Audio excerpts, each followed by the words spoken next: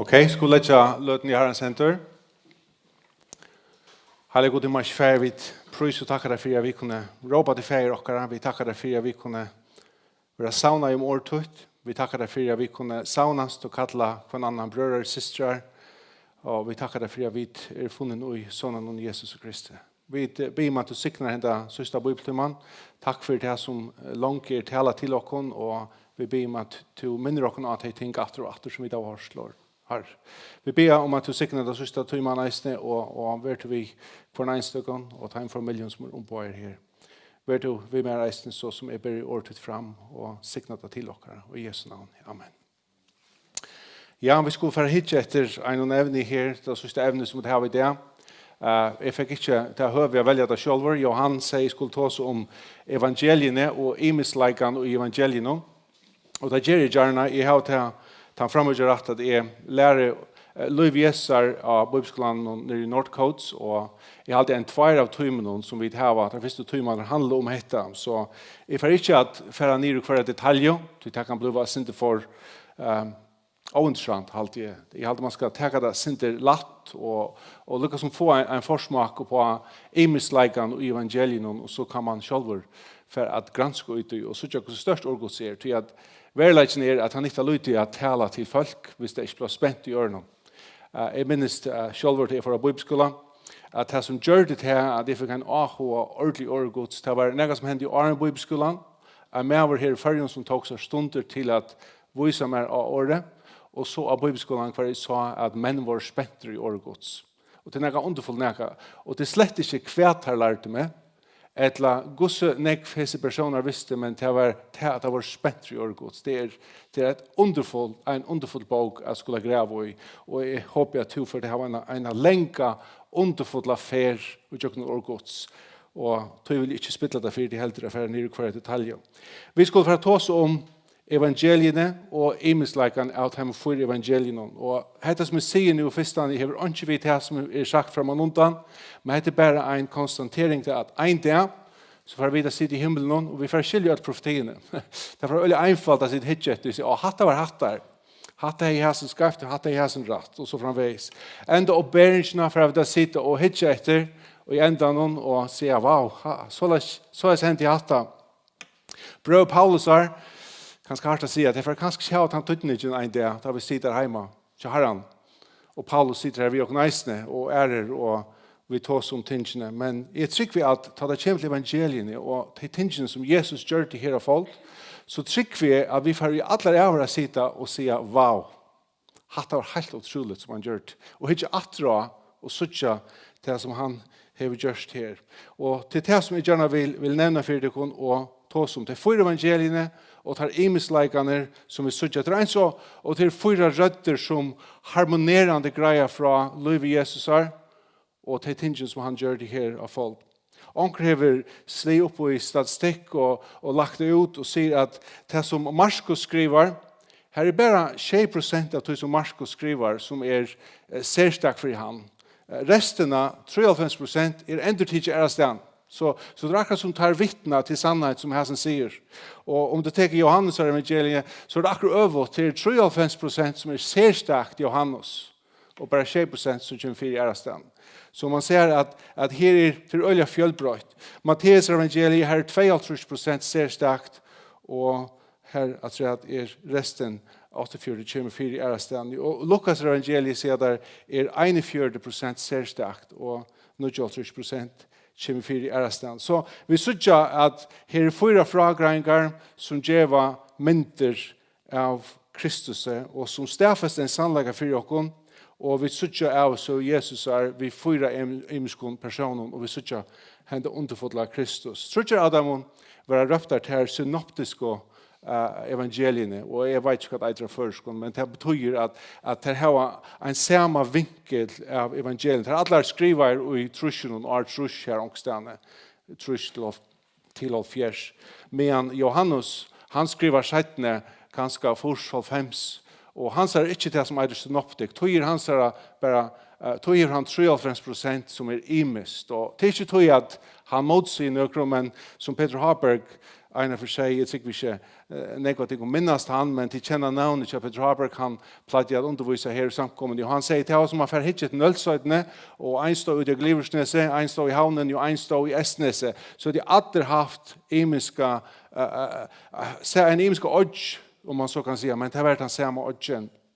Så du kan faktisk si at Matteus, Markus og Lukas standa alle her ångstene av Streimøyten og hittet etter Nølsøyten, og der har nøkelunda til så momentene, men så ligger ångre en båt i hinne, men og hittet etter Nølsøyten, for hinne så inn jeg, og til Johannes, og hun helt ørvis i hinne minna fra.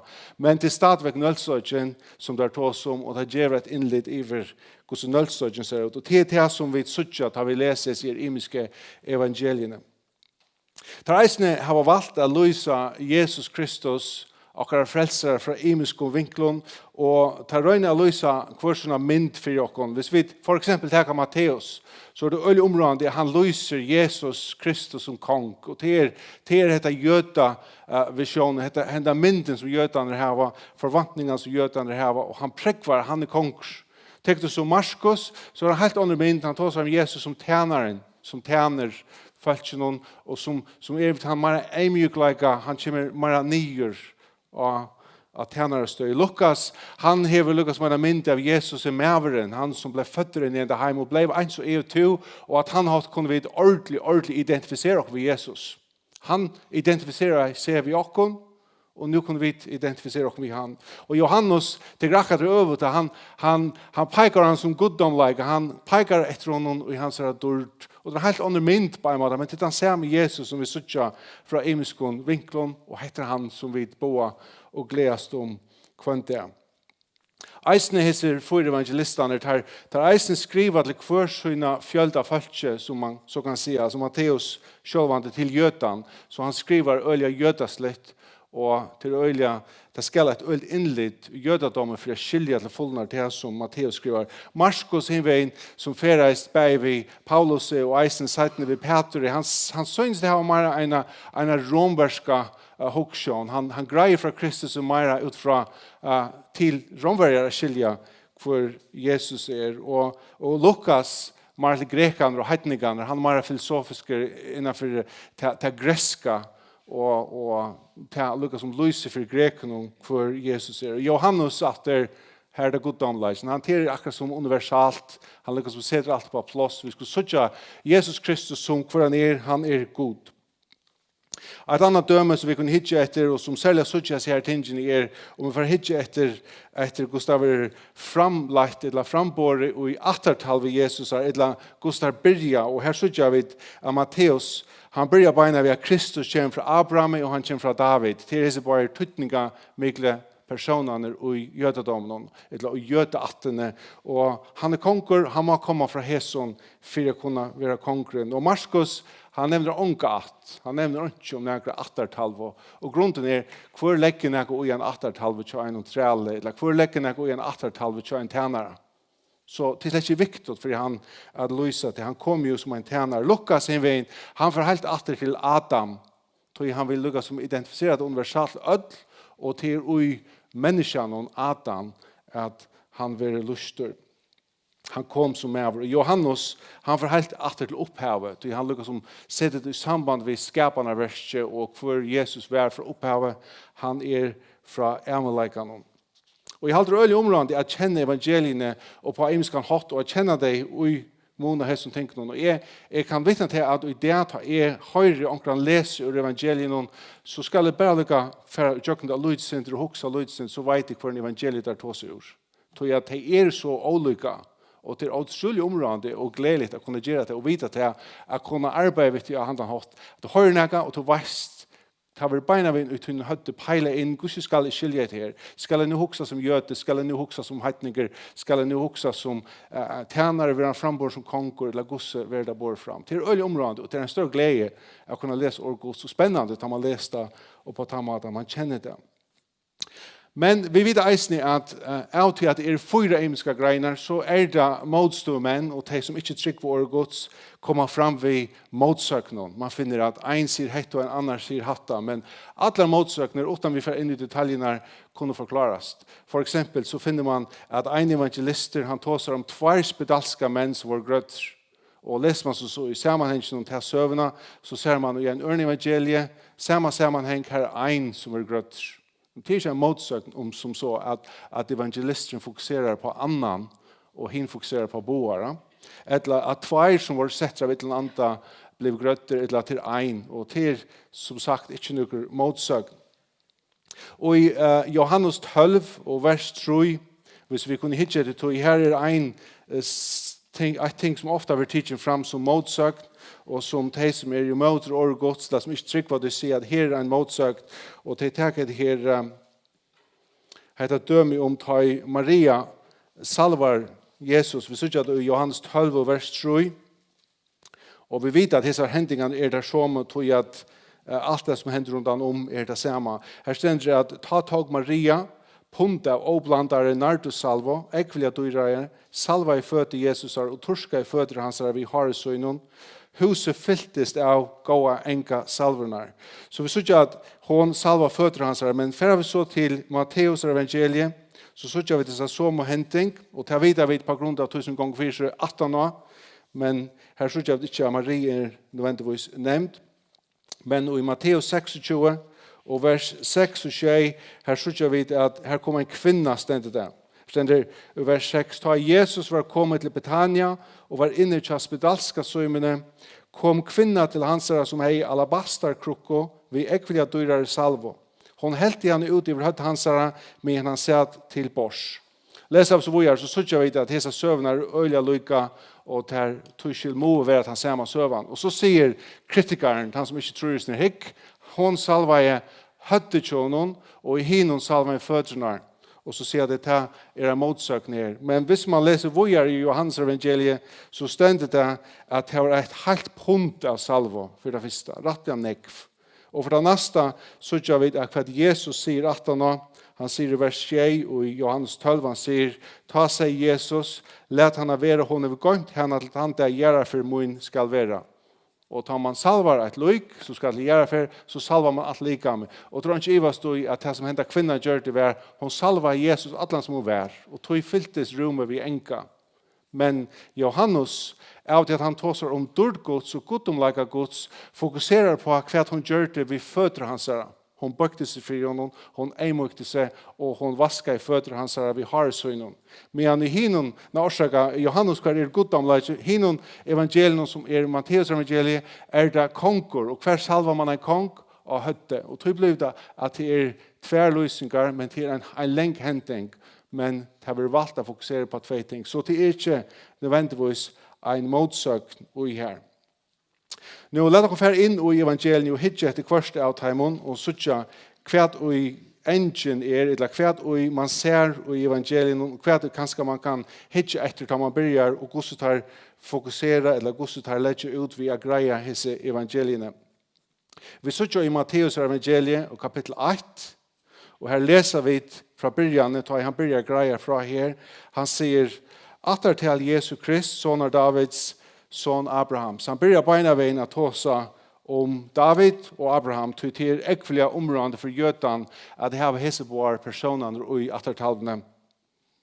Vi suttar beina vägen han tåsar om David och Abraham. Och så vi också om till lyftene som heseboar män finko i gamla testamentet så blev ett lova till Davids och det var rydtje. Ett rydtje som ska stanta i alla räver. Och ett blev lovat till Abraham och det var landet som Israels folk skulle eja alla räver. Och detta var givet heimon beina vägen. Och detta är det som han fokuserar på. Han tåsar om landet och han tåsar om rydtje. David och Abraham. Abraham hever vid landet att göra och David hever vid rydtje att göra. Avhåverst, när man så läser vojar i söven här så ser man att har Kristus var fötter in i hända heim då sitter han inte mitt av tronen i Israel. Han räver här Herodes. Han är konkor i landet. Det är inte en israelit. Så lyft är inte givet. Det här finns det. Och hickar man så efter hur räver i landet så vill man helt det. Nu är det efterkommar Abraham som rått i landet men det är inte till romvärjar som råa og i landet. Hikker man så eisen i vojar i Matteus evangeliet, så ser man at første parster av Matteus evangeliet hever vi at Jesus vil framsetter som han lovar i konkurren. Han vil presentere som soner Davids. Han vil lovar i konkurren som skal teka dette landet, og han skal råa og i hese landet.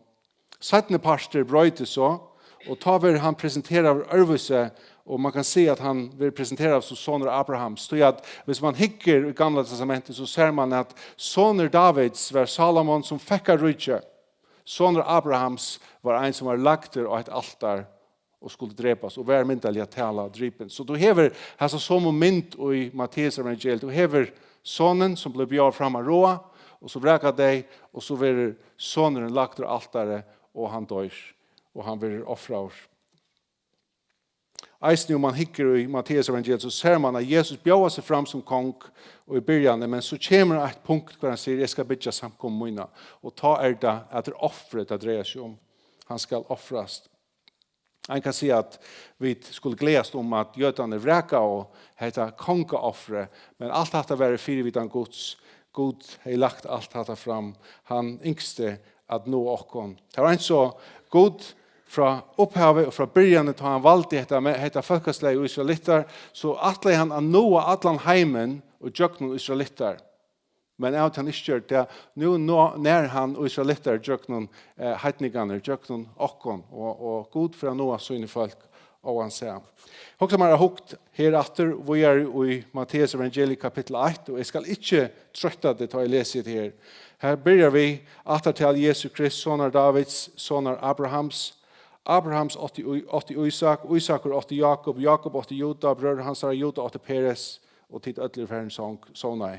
Det vil ikke fortsette. Så fortsette ikke. Men vi kunne lese det her. Vi flere grunntesten, det heter faktisk en jøda-test. Hvis du er jøde, så er det ikke å hoppe opp og ned. Det heter virkelig spennende.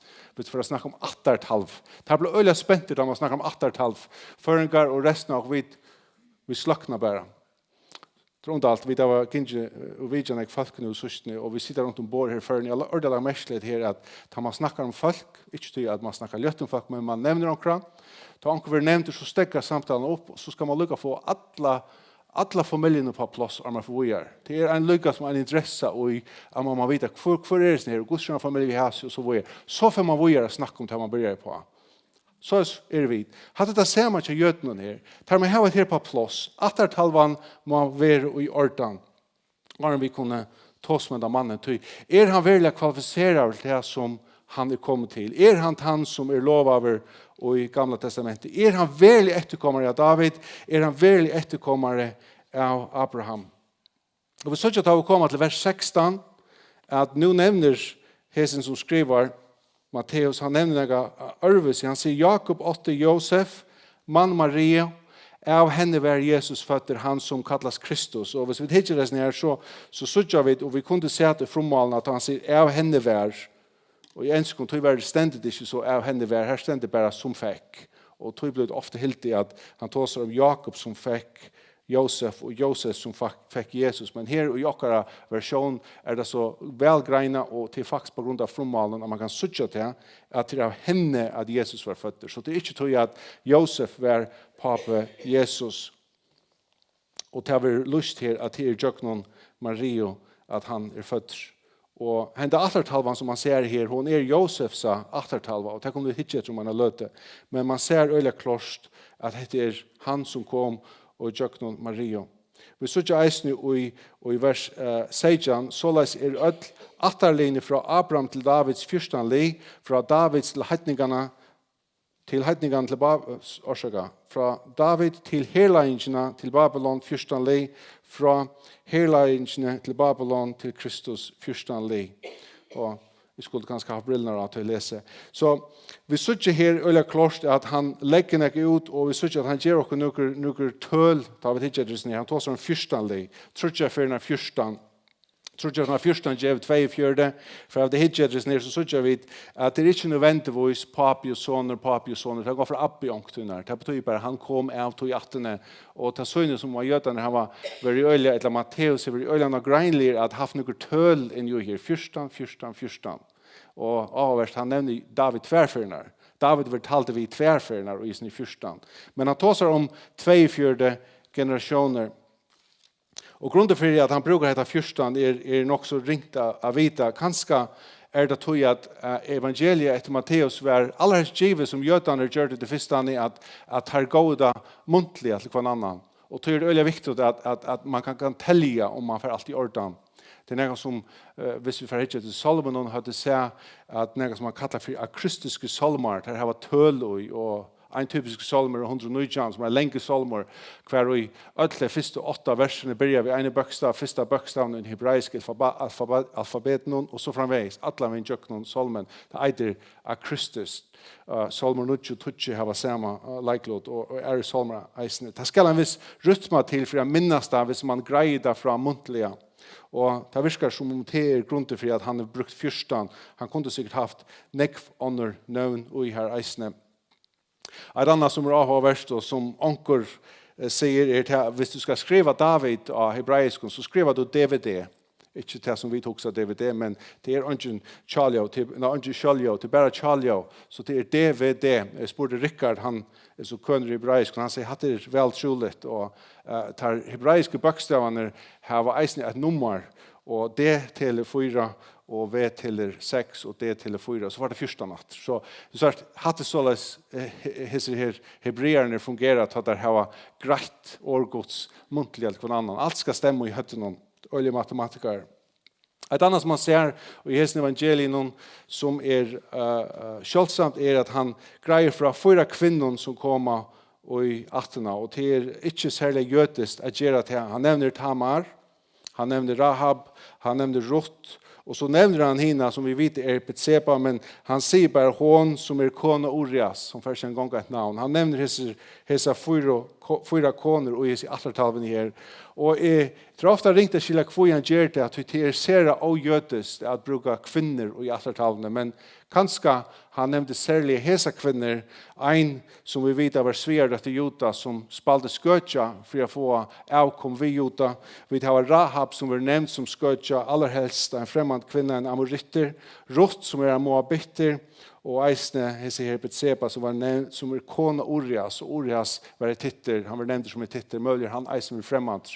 Årsøkjen til dette kanskje for å løse at det ikke tog at Jesus kom av gåens le. Altså det vil si det er ikke 18 som var fullkommen som gjør det til at Jesus var han som han var. Kanskje det årsøkjen at han har brukt det her. Et annet som man ser i atlertalven at samarbeidet vi Lukas atlertalven, så ser man at Matteus øyelig greier, og han må legge det her fram åren han forteller om menneskesonen. Han må lukke som greier fra til åren så at det er fra lusta. Hvis han ikke kvalifiseres i her, så kan han ikke bruke, så kan han ikke teka og lusta etter ned. Så kan han ikke være konkurs. Så det er øyelig området at atlertalven kommer først, og hvis vi fører til Lukas evangeliet, så synes jeg at det kommer 18 år før en geser og annet. Så hatt det typisk Matteus. Fra så til Marskos, og vi skal være sint kjøtere her, vi skal ikke bruke for noe tøy. Så finner vi ironisk et øyelig kjøtt evangelie. Marskos er øyelig kjøtt. Så vi kunne færre tjøkken til øyelig kjøtt. Marskos er øyelig stuttelig. Hvis du leser Marskos, og hvis du tok det frommålet, jeg tog det ikke, men jeg leser jo her som du hadde. Hvis du tog det, så sa du at det er veldig knorslått. Det lukket som så foran. Det greier bare fra en lengre søve, som kører i fulltrønn. Og det er akkurat som Marskos, han har hast å komme til krossen. Det er akkurat som han vil ha at ønsken for ut i rommet og for han slipper greier fra frelsene. Han vil ha det ivesteg så kjøtt som mulig. For et år som ble vi å komme opp som beinaveien i vita sama. Du sørste her i begynnelsen av Markus evangeliet i vers 12. Og vita sama som han kom opp ur vattnet noen, så hendte neka. Og så i vers 12. Vita sama dreiv anden han ut i øyemørsen. Og hatt det fortsetter 42 ferner og i sånn her evangeliet noen. Og til han så han ångat og sitter. Han bærer fer fulltrøn og jøkken og alt. Og ikke før du kommer til Markus 16 og vers 19, ta stendet da han var tidsen til himmels, og han sette seg ved høygrelig færsvins. Strakkast som med sin tænaren som ångade sitter. Han bærer tæner, og han skal jøkken og arbeid, og så sitter han. Hatt det akkurat øvet av Lukas, hver han sitter alle tøyna. Han tar seg av folk alle tøyna. Her bærer gjør han ting. Verleisning til at Marskos hever 20% mer, selv om det stidsta, så hever han 20% mer av hendingen enn nekar annar. Hvis du er tidsi 8-talene vekker hinnom, tidsi fjallapratikna bort og luknelsene, så var Marskos nekta langsta evangeliet. Det forteller fra mest handlingen til en tjener som tjener. Markus 2 og vers 45 sier at han kom at tjene, han kom at leta sitt liv. Det er det som han kom at gjøre. En annen mynd som øyla stuttlig i Marskos, tar i hatta sier at her, hesten er som tante, som får atlan veien, lykket av Golgata kross og døye. Hitjavs etter hvor skriva het underfotlig evangeliet, så er det en tjener Marskos, Johannes Marskos. Og for at det hitjer til søvn om Johannes Marskos, så er han en som vær her tar Jesus vær her, han var en unge maver. Settene fer han en missionsfer vi Paulus og Barnabas, eller han tar det Saul og Barnabas. Og han fer i Jøkken og Kypern, og han kommer opp til Mainland, han kommer til Perga, og tar for han kalda føtter, og han rymer fra dem. Han var en tjenare som ikke gikk atlan vei. Og det er akkurat som hetta, da han nå skriver et evangelium, nå skriver han om en tjenare som får atlan vei, i forhold til han som sjølver sveik. Markus og Lukas har bare en himmelferd. Matteus hever onka himmelferd, og Johannes hever onka himmelferd. Nå tar vi han vil tidsen til himmels. Markus, her ser man nemlig at tjeneren, han hever fullført verksøyt. Han sitter omgantøy i evangeliet inntil du kommer til kapitel 16 og vers 9. Hekker det Lukas, så sitter han alle tøyna. Han har alle fellesskap, og han har alle igjen prat i omkstene. Markus eisne, hvis du først og hikker etter gjerningen og eisne ting så som en finger, en hånd, ting som har nega vi rørslo å gjøre, for han nevnte vi omkran, så finner du til mest i Marskos, så det er just det som tjeneren gjør. Han tjener, han arbeider, han gjør, og enden er hans egne henter ved å gjøre noen stunder av krossen. Du finner ikke nek profetier i Marskos, ikke nek hva gamla testaments endurtøk til øyelig einfalt, og onker har gjort en sjånleik av evangelien, og har valgt å bruke Marskos. Du Marskos er det mest einfalda. Du har ikke mer en tjej paddlar som du skal ha for å gjøre evangeliet, for å løse evangeliet av Marskos. Du har alt 12 paddlar, du tjejimska paddlar, og 12 førner er du ved sjekven, 6 førner er du ved en fjallasøye, du har en øyemørsk, en kottmarsk synagogon, og så framveis. Du har bare tjej paddlar. Så det er øyelig einfalt, men det er øyelig greit lagt fram. Lukas, lager for at Lukas, så vidt ikke bruka fornekva tøy. Jeg lover jeg var sjått, det ser ikke godt ut, men det må vi bare finne noe i. Evangeliet til Lukas, la oss lese de første 3 versene i Lukas. Det er veldig interessant, Lukas evangeliet, en helt annen vinkel av Kristus. Lukas skriver at her, vi til at mennesker har tidsi seg fyrir å sette sammen frasøgn om det som hent hever mittelen okkara, såleis som teg, og jeg første tog vår egna vittne, og som gjørdes tjener årsins har sagt for jokken, så har vi eisen i etter at gjødla har rannsaka alt av første tog, sett meg for å skrive her, ta nyer, først etter Anna haver det Theophilus. Han nevner en særlig mann her som er Theophilus. Det kan være en personer, men det kan nesten være folk. Til at året Theophilus merker vinergods. Det kan være at det er bare myndelig tale at han skriver det til alle de som er vinergods, men det kan nesten merke at det er en person. Det er veldig avhverst at han skriver det som han skriver her, til at det synes som om at Lukas hever nå oppdaget til at egna vittnene, eller de som framan undan har vært og fortalt søven om Jesus og hva Jesus gjør det, nå begynner at dødja bort rev, og det kan skal ligge så i fyrir til Lukas, og han sier, dette må skrives ned. Det er akkurat som at han i søgnen ahva vil ha at det skal være skrivet ned åren følgene som har se og hørst til sitt tingene som Jesus lærte at de dødja. Han sier her, han tar seg særlig om de som er første tøy, og han tar seg om at jeg har rønt fra byrjan til enda, og hese årene kunne godt omsøttes at han røyner gjøre det kronologisk. Jeg vil gjerne greie fra søvende kronologisk, altså fra byrjan til enda, og det er aller helst det mest sannlukne at det han mener vi. Han vil greie det av en kronologisk hatt, og hoksom til at Lukas, han er lakne, han er heitninger, og gresk og hoksner hatt den greske logikkeren er at tingene skulle byrje her og ende her. alfa och omega som var sagt, kvar i det jødiske det syndemara filosofiskt, och kanske han Lukas som ska lägga allt från början till ända, och tog så gör det att evangeliet av Lukas lagt ut öliga väl från början till ända, till öliga grejt och på den måten. Lukas, han lägger ut äckliga intellektuellt till öliga områden att tryckva. Han rönar att greja det för oss att du ska tryckva i snär som vi säger. Och intressant att man också om hur den första som han introducerar till Sakarias, papet Johannes. Och hesen här med en prästor, han är att tryckva. Han får in i templet och här offrar han. Och han ber fram Rogers' offre och så möter han en ängel här. Och han tror inte. Alltså, det mest sannsynliga plåset du möter han i ängel skulle ju vara här. Men han tror inte. Och av till samma så kan han inte sikna folk. Han kan inte ta oss. Han missar mål. Och här är nekva mindre ut. Och man också om. Hvis du inte tror så kan du inte ta oss om han.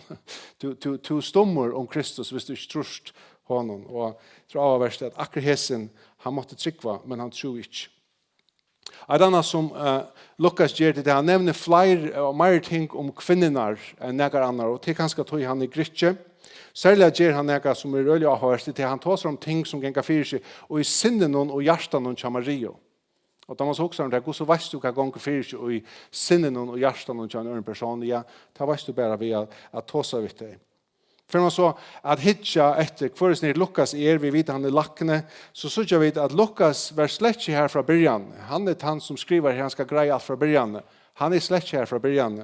Vi möter inte Lukas för en Paulus, alltså i ärfärd kommer alla väl till Troas. Och där kunde vi spåra efter vid persons namnen om kvar man ser i apostelsönen kvar där vi skriver. Lukas skriver tarfore. Och så att du kommer till apostelsönen 16 och vers 20.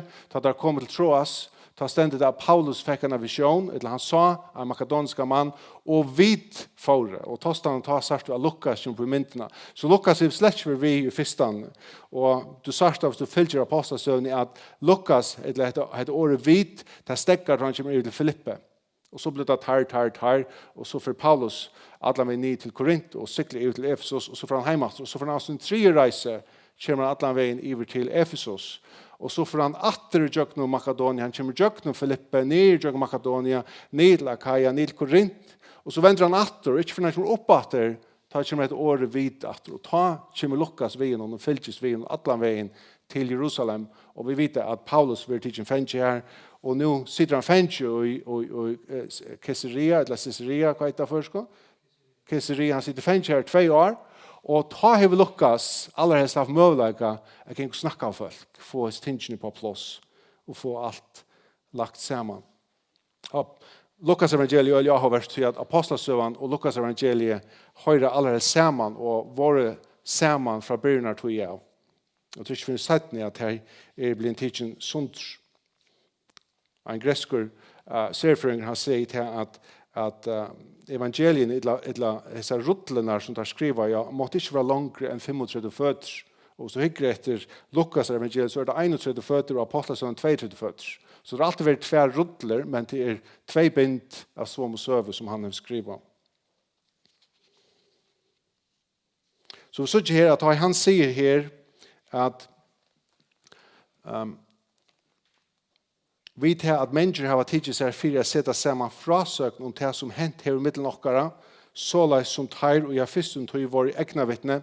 Så vill de många sagt att detta är säkert att menas vid hinne i evangelierna, men av det att det är framlagt att inte nejligt eller negativt, så heldur man att det allra helst tog att nu begynner ånder än jötaner att geva sövna från mun till mun, att nu begynner det att komma för kärst lära in och så heldur han att nu ska skriva det ner och till vad det han refererar till och inte till hin i evangelierna men till det som folk nu ser.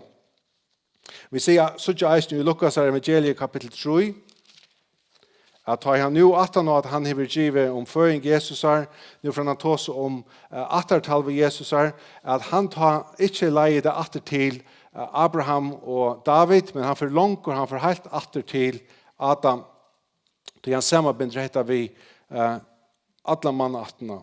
Han greier fra Jesus og upp til Adam. Det en som han sier Jesus son Guds, og så får han opp etter Adam son Guds. Han reier helt upp til hans herre. Og vi så ikke eisen i vers 23 av kapittel 3, at vi så ikke det samme her, at det har vært nevnt at folk hilte at Jesus var son av Josef, men det var lukket som lagt inn og gjør at her han ikke. Her stender vers 23. Jesus selv var 30 år, da han begynte verksøtt. Han var som de hilte son av Josef, son Eli. Og så nå for det hittet jokken her, det som stender her, til at folk hilte han var son av Josef, men så stender son Eli. Og det som godt kan skiljas og godt kan omsettes av en annen hatt her, men han var son av Eli.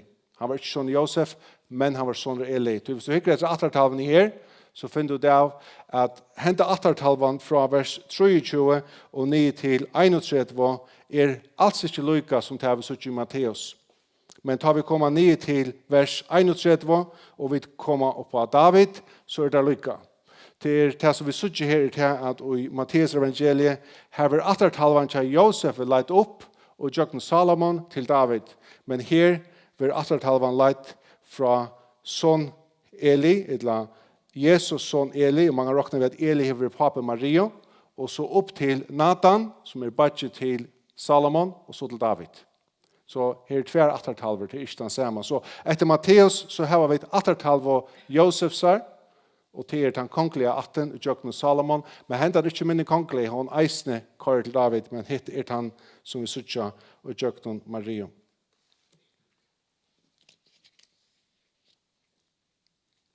Om vi så flyter oss hvor jeg for å lukke hitje etter Johannes evangeliet, og vi enda, og jeg skal ikke være lunsj her, så jeg det heter helt øvelse, heter mange år 18 år, henne var skrivet om lei år trus, ångstene i trusjonen, ikke i 19trus, men i trusjonen, og hette vi skrivet i 90-årene, aller helst, et la sent i forsjonen opp mot 90-årene, så vi tar som 3 var 18 år.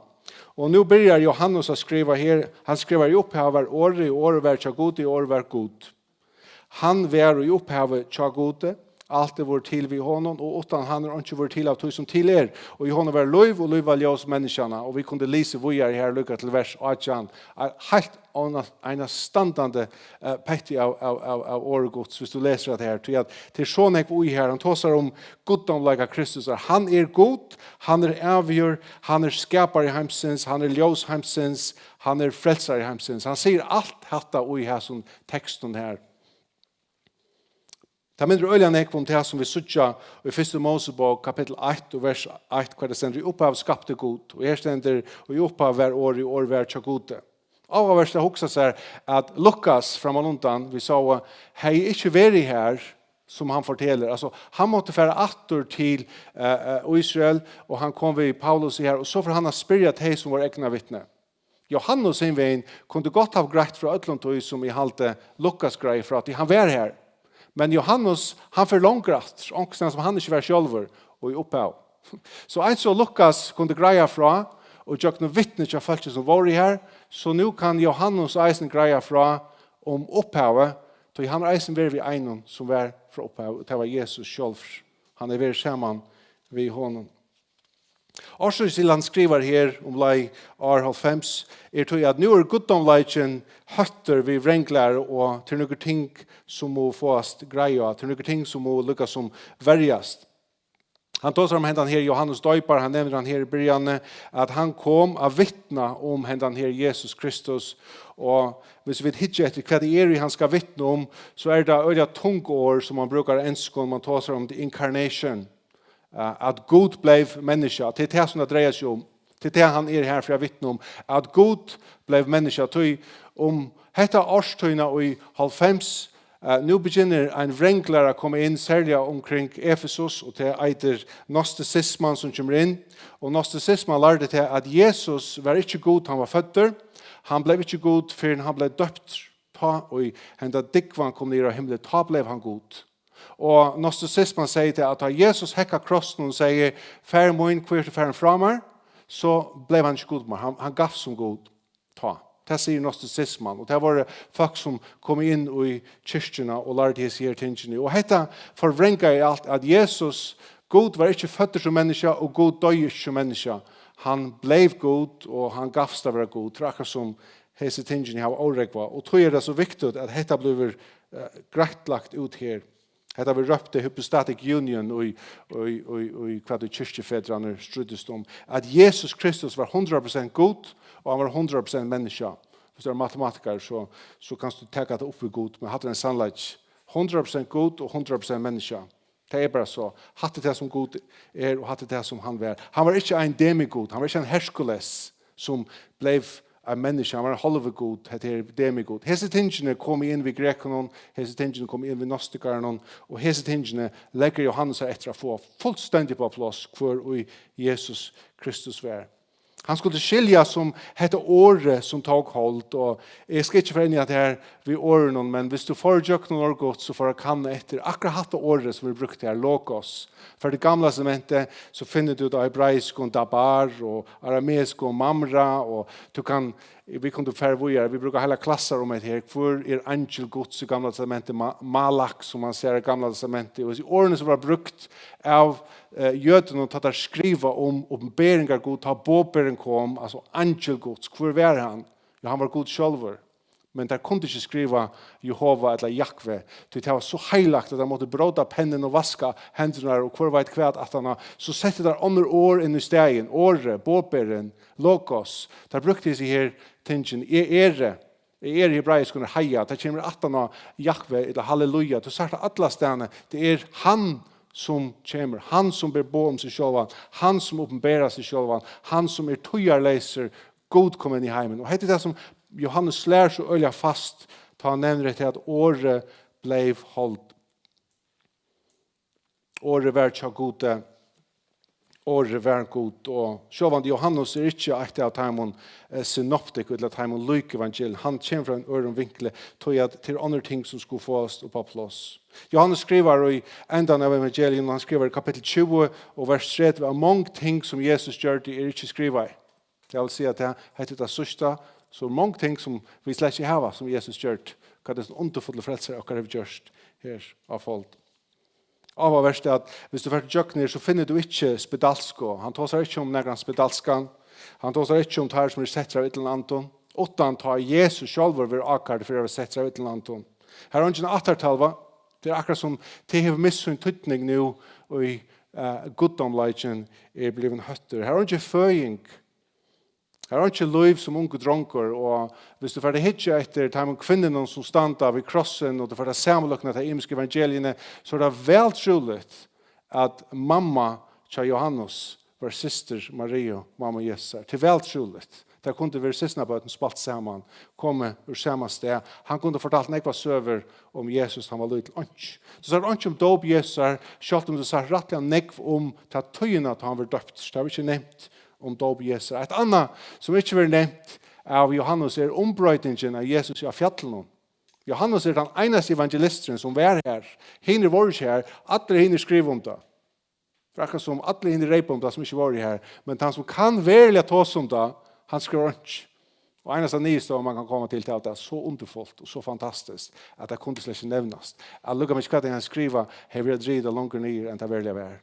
Det var, som man sier, iver okkara forstand, og han vil ikke skrive det. Ønsken Kristi himmelfer. Men øyla filosofist, karlage, ljós og sannlage, og vi finner Jesus atre i evangelien, og i Johannes evangeliet, for han tåser folk, Nicodemus, han tåser om filosofisk ting, og vi sier han tåser vi kvinnerne i Samaria, han lykkes som hever samtale vi folk, det ser man øyla nekv og i Johannes. Og omfram til så synes jeg av deisen her det tjej som han brukar i Jøknon, Johannes evangeliet, brei livsins, og akkur tørva brei, ljós heimsins, ötlum tørva ljós, dittnar, akkur tørva eina hos, inn i himmelen, en gå i hiren, vid tørva vara leit, oppreisningen og løyve, akkur tørva løyv, verden sannleisen løyve, og et sanna vintræg. Alle disse tingene som tåsa til okkar tørv av vid mo og nøyast av løyta han og hitje etter honom. Så vi sier at Johannes øyelig universaler. Han øyelig, han faktisk bøter om det som nå begynt å fære skreft og i lærerne her i Ephesus og i Asia. Så hvis vi hittar etter evangelien, for at enda nu bara Johannes evangeliet og Lukas evangeliet er øyelig universalt. Ett er mer filosofiskt og hitt er mer kronologiskt. Matteus er øyelig jødist, og Markus er øyelig nekt til heitninganer, eller til romverjar, eller grikkar. Jeg minns da jeg stod at jeg ble frelst, så ble vi alltid anfallet til å lese Johannes evangeliet, og det gjør det meg øyelig godt. Men i det vi tog kunnlegger som vi har, så hokser jeg alltid om at Johannes evangeliet er ikke løsningen til ødel. Det er ikke bare for det er. Hvis du møter en muslim eller en hebreere, og du vil anbefale å lese et evangelie, så er det ikke Johannes evangeliet skal anbefale ham.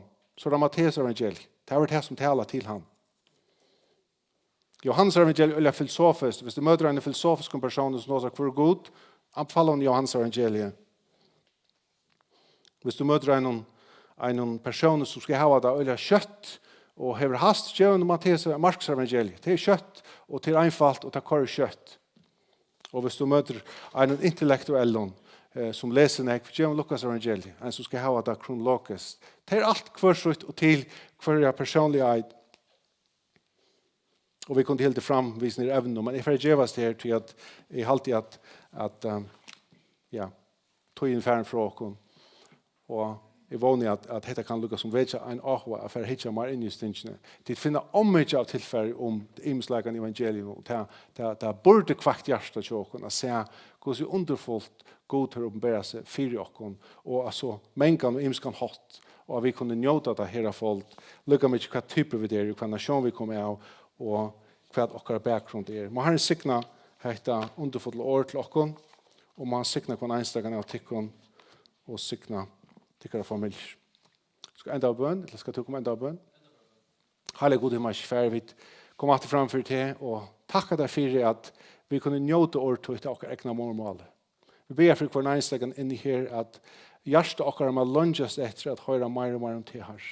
Ikke bare at høyre om det, men eisen at granske om det, at lese om det, selv vi grava i årene og få underfullt tenke så ikke om hvor du er her. Takk for at du har åpenbæret det så rydelig for oss, og så nøyaktige, og ta så einfalt at vi kunne ødelig njøte det her. Vi takker deg for at sånne tog inn, tjekker det Golgata tre for oss, at han gav sitt liv for oss.